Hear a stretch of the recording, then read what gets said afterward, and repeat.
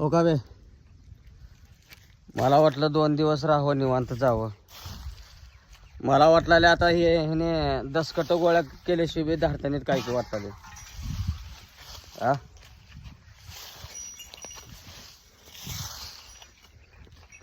आपलं गप पुण्याला गेलेलं परवडलं का म्हणाला. हा हट.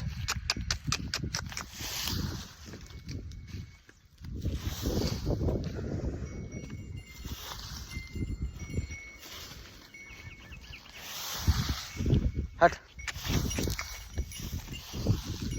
हट हट.